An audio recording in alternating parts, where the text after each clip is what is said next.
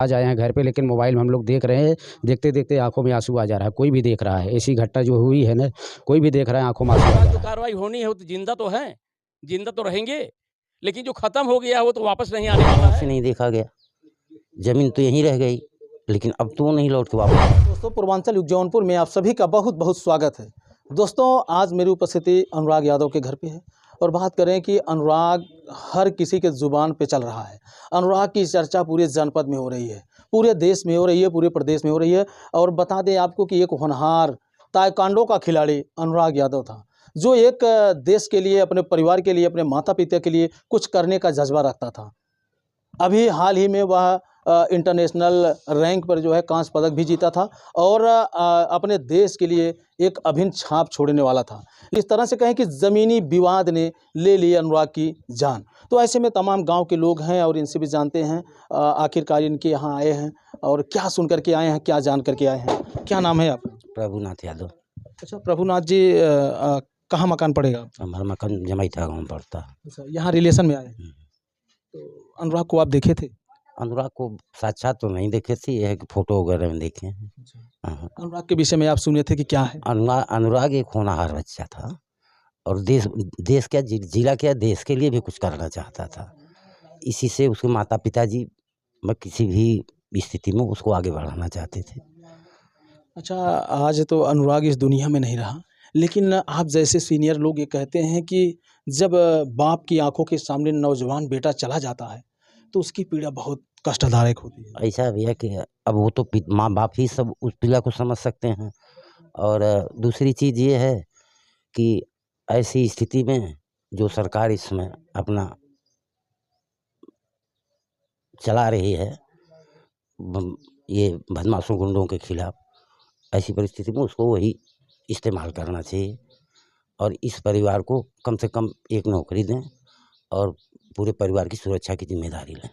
अच्छा, ये कब तक जो है ये ज़मीन जायदाद से ज़िंदगियाँ जाती रहेंगी? आखिर ये जो तमाम राजस्व के अधिकारी कर्मचारी होते हैं, ये क्यों नहीं समय से पहले चेतते हैं? जब कोई घटना घट जाती है तो आनन फानन में पूरी टीम आने लगती है। ये तो शासन प्रशासन की देन है, जहाँ भी जाओ बगैर पैसे के कोई काम नहीं होता है, पहली चीज़।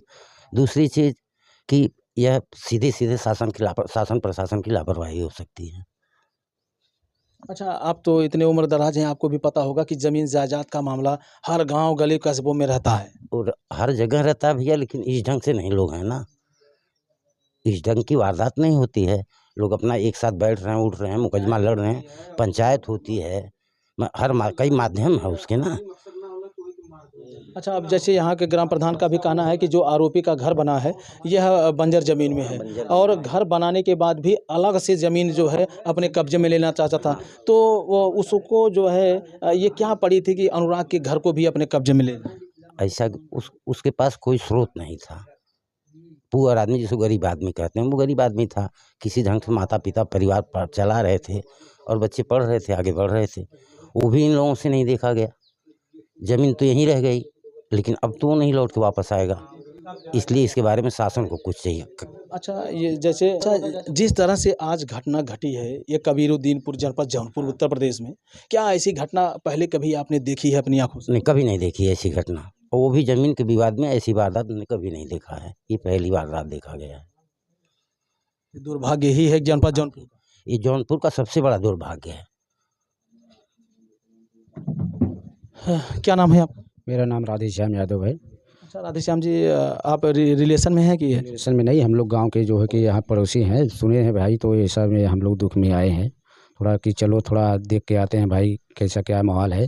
तो इसलिए हम लोग आए हैं। नौजवान लड़का था, अभी हमारे लोग के बीच में नहीं है, वो अभी चला गया है भाई। उसका जो है कि चर्चा बहुत तेज़ी में चल रहा है पूरे देश गाँव में। वो लड़का सीधा साधा बहुत था, 16-17 साल की उम्र में था अभी। तो अभी मैं ज़्यादा कुछ नहीं बोलना चाह रहा हूँ।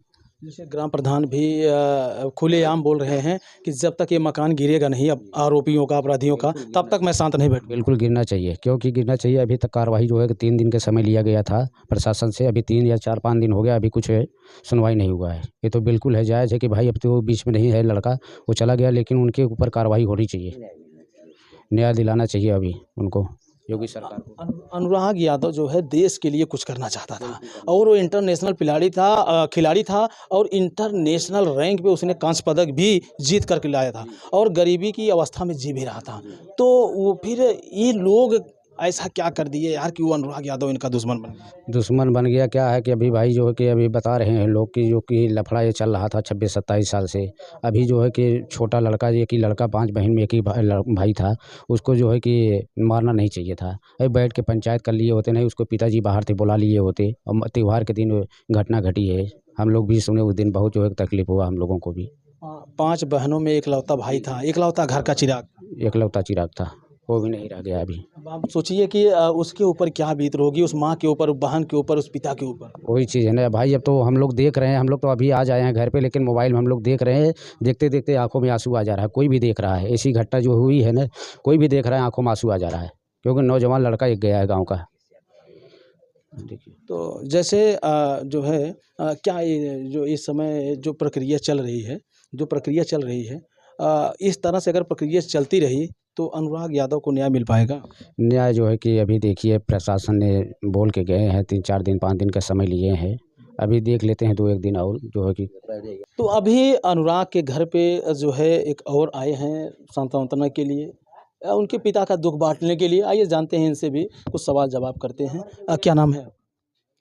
नाम हमारा रामकेश यादव है। मैं राष्ट्रीय पिछड़ा वर्ग मोर्चा का जिला अध्यक्ष हूँ जौनपुर का। तो आज आप अनुराग यादव के यहाँ आए हैं। अनुराग यादव के यहाँ तो पूरा मातम पसरा हुआ है, सन्नाटा छाया हुआ है। उस बच्चे के साथ जो हुआ बहुत गलत हुआ।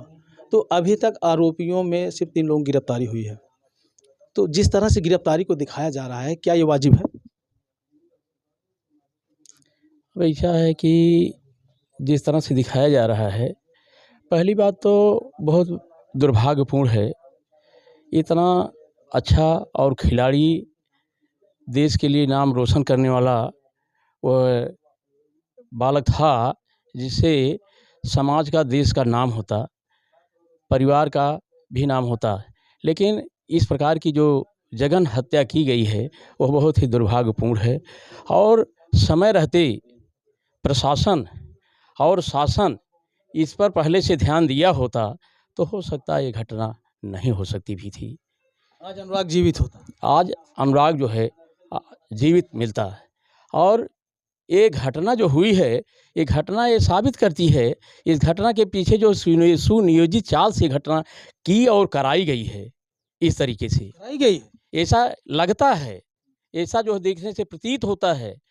क्योंकि इतनी बड़ी घटना के पीछे जो है, उनके पिताजी ने एप्लीकेशन पत्र बराबर देते रहे और इसमें जो पहले से ही केस जब चल रहे थे, तो केस के दरमियान सरकार को और जो प्रशासन को इस बात पर ध्यान देना चाहिए था कि उन पर इस बात को ध्यान देना चाहिए था। यहाँ इस प्रकार की आशंका भविष्य में हो सकती है।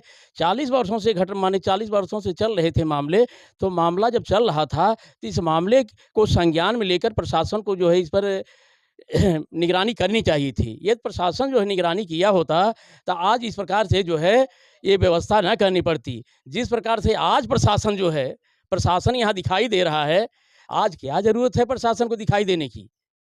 घटना तो हो गई, अनुराग यादव पुनः वापस हो नहीं सकते हैं जो है। और परिवार के लिए मैं तो कहता हूँ, कितना भी कोई पैसा दे दे, कितना भी कुछ भी दे दे, लेकिन अनुराग को वापस किया जाना बहुत ही नामुमकिन, असंभव है। उनका जो है, उनके परिवार का एक चिराग था जो है, वो तो समाप्त हो गया। क्या योगी जी 5 बहनों का इकलौता। 5 बहनों के साथ एक भाई था जो है, मैं कहता हूँ क्या योगी जी जो है वापस कर देंगे, जिलाधिकारी जौनपुर वापस कर देंगे, एसपी वापस कर देंगे। लेकिन इसके पहले ये लोग जो है चुस्त दुरुस्त बने प्रशासन रहा होता तो इस प्रकार की घटना कतई नहीं होती। एलआईओ भी इसकी सूचना बराबर देती रहती है कहाँ पर क्या होने वाला है। यहाँ तक कि एलआईओ के माध्यम से, प्रशासन की माध्यम से इस देश में 24 घंटे पहले मालूम हो जाता है कि क्या होगा। ये मालूम हो जाता है 24 घंटे प्रशासन और पुलिस को मालूम हो जाता है क्या होगा, जो उसकी जानकारी में बात आती है। लेकिन उसके बाद भी वो लोग किस दबाव में, किस तरीके से, किसके कारण जो है इस तरह की करतूत की गई है, ये बहुत ही दुर्भाग्यपूर्ण है। हत्या जो है, जो जघन्य हत्या की गई है, ये बहुत ही अपराध है। इस तरह से होना नहीं चाहिए।